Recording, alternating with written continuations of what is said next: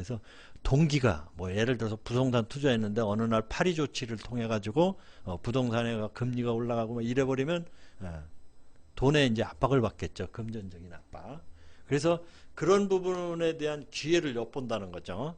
그래서 이제 그 옆자리를 넘보고 어떤 그 금전적인 부분에 대한 그런 부분이죠. 뭐 우리가 그 뭐라 그러죠? 그 무슨 행위라고 그래요? 그 저기 이 마건이라든가 뭐 이런 사행 행위를 하다 보면 이제 돈이 그러면 이 눈에 이제 우리 그 어렸을 때 그 당구 치면 천장에 그 당구 다이가 이렇게 그려진다고 하는 것처럼 이렇게 뭐가 이렇게 몰리게 되면 이렇게 자꾸 그림을 그리게 되고 그 옆을 보게 되죠.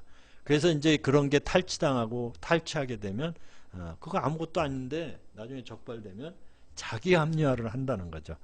그래서 동기와 기회의 합리화 이 세 축 중에 한 축을 없애면 부정은 성립되지 않는다라는 이 브로드 트라이앵글의 범죄 모형을 도널드 크래시라는 분이 이야기를 했어요.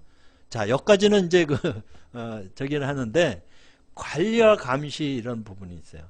여러분들 보안 사고가 나거나 안전 사고가 나던 어떤 뭐 부정부패 사건이 나면 우리가 연대 책임을 묻잖아요.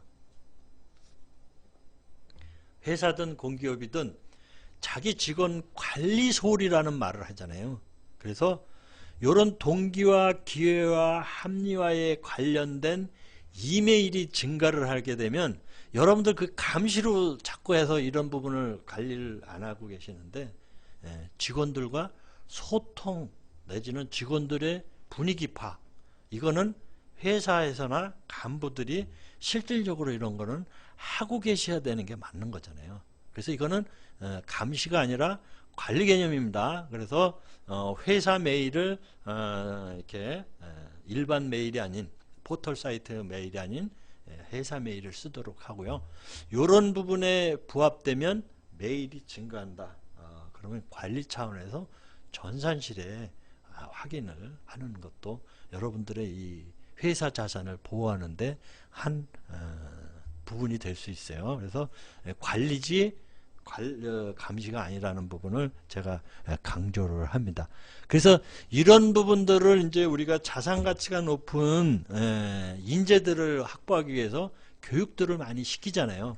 그죠? 우리가 이 현재 가치와 미래 가치가 더 높은 그죠? 자산 그죠? 인식되는 이런 재물제자의 인재가 지향하기 위해서 많은 교육들을 시킵니다. 우리 인재는 다양하죠. 그죠? 재능 있는 인재, 자리만 주구장창 지키고 앉아있는 인재, 뭐 제목감이라고 그래서 미래의 시육감도 있고 막 이러는데 또 거기에 골칫덩어리 하나 있잖아요. 재앙을 부르는 인재가 또 있죠. 그래서 이런 부분을 이제 현재 가치와 미래 가치를 더할 수 있는 자산 가치가 있는 인재를 만들기 위해서 우리가 많은 검사들을 합니다. 그죠? MBTI니 애니그램이니. 그런데 제가 이런 말씀을 왜 드리냐면 이것은 이제 회사에서 이제 뭐 채용할 때 어떻게 해요? 인사기록카드에 들어가잖아요. 그리고 언제 봅니까? 사고가 나면 그때 열어봐요. 그래서 여러분들한테 그 인적 자산의 그 인재 양성을 위해서는 하나 그 제안을 드릴게요. 아주 쉬운 건데 여러분들 그 사상 체질을 좀 인터넷에 검색하면 쉽게 공부를 할 수 있어요. 저는 이 부분을 직원들하고 소통하거나 또 뭐라 그럴까요? 이 관리, 리더십 발휘하는데 체질이 좀 많이 이제 좀 권장을 해요.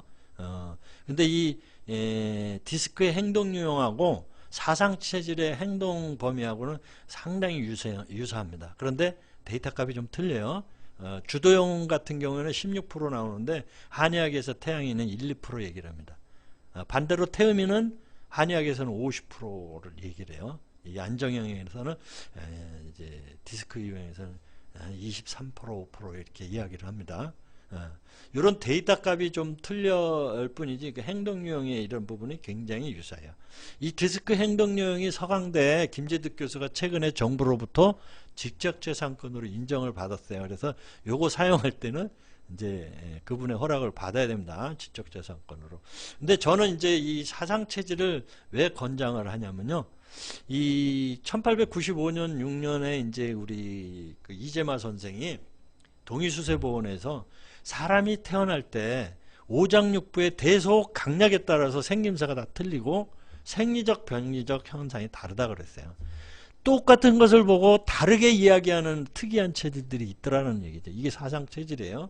근데 이게 이제 음양오행으로 해서 아까 그 용어의 프레임이라고 또 얘기를 했는데 우리가 이제 특정 종교 때문에 이 음양오행이 이제 굉장히 연구가 거의 안 되고 있어요.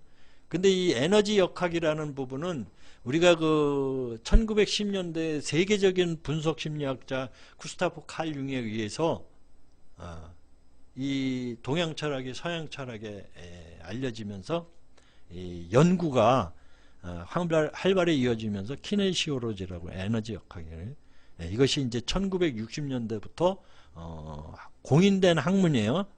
여러분들 아까 이제 지금 말씀하는 산업보안학은 아직 학문으로 인정을 안 받았어요. 우리 평생교육법이 있는데 평생교육은 학문으로 인정받지 않았어요. 그래서 저는 이제 평생교육학을 전공했지만 학위는 교육학으로 나옵니다.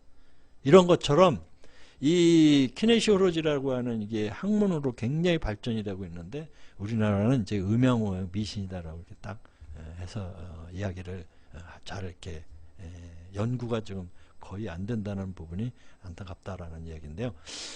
어쨌든 이 사상 체질은 이제 그 책 정도 아니면 인터넷에 어느 정도 이렇게 정리된 게 많이 있어요.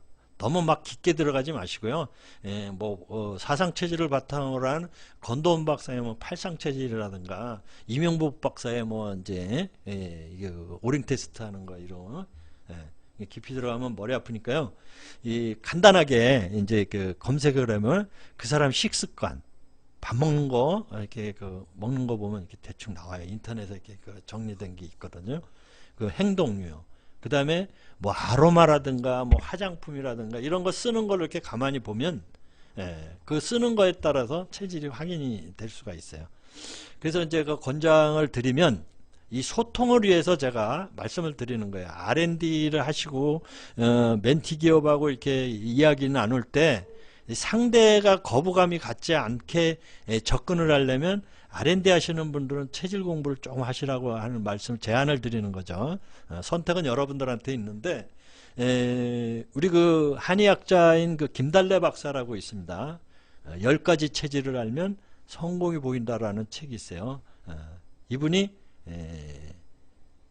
목소리로 4가지 체질을 구분하는 특허를 갖고 있는 분이에요. 김달래 박사. 이름이 좀 특이한데 한의학자입니다. 이런 거를 좀 이제 공부를 하시면 좋겠습니다. 그래서 좀 더 설명을 드리면 태음인과 소음인은 이제 음인으로서 저녁형 인간이에요. 태양인과 소형인은 아침형 인간인데요. 우리가 그 하나의 그 사례를 재밌는 사례인데 1993년도에 일본인이 사이쇼 시로시라고 하는 일본인이 아침형 인간이라는 책을 쓰셨어요. 1993년도에. 그런데 이 책을 번역을 해서 국내 출판사에서 번역을 해갖고 창고에 있다가 2003년도에요.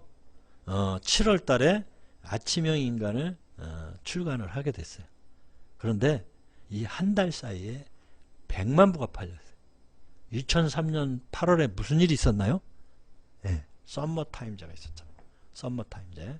그래서 1시간을 댕겨서 그 한 해 실시를 했었어요. 그래서 그 책과 그 정책과 맞물려 가지고 이 대박을 터뜨렸는데 그 이면에는 태음인이 50%라 그랬잖아요. 소음인도 3, 4% 돼요. 그러면 70%가 넘게 저녁형 인간들이 시간이 1시간 당겨짐으로 해서 자기 개발을 한다고 해서 호응을 하다 보니까 책이 100만 부가 팔린 거예요. 이게 다 사연들이 있죠.